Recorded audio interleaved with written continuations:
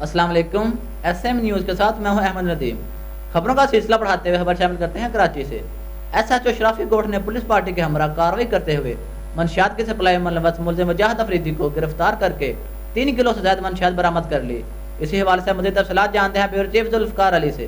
جی ذوالفقار، بتائیے کہ کیا تفصیلات ہیں آپ کے پاس؟ جی بالکل، شرافی گوڑ پولیس نے خفیہ اطلاع پر کارروائی کرتے ہوئے منشیات کی سپلائی میں ملوث ملزم وجاہت افریدی کو گرفتار کر کے ملزم کے قبضے سے 3 کلو سے زائد اعلیٰ کوالٹی کی چرس اور 14,000 سے زائد رقم برآمد کر لی ہے۔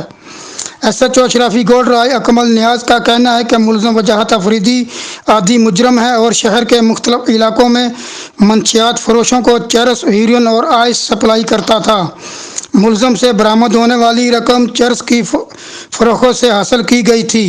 ایس ایچ او نے مزید کہا کہ ملزم سے منشیات کے خریداروں کے متعلق معلومات حاصل کر رہے ہیں اور ملزم کے خلاف درج دیگر مقدمات کی تفصیلات اکٹھی کی جا رہی ہیں۔ جی بہت شکریہ ذوالفقار، ہمیں تفصیلات سے آگاہ کرنے کے لیے۔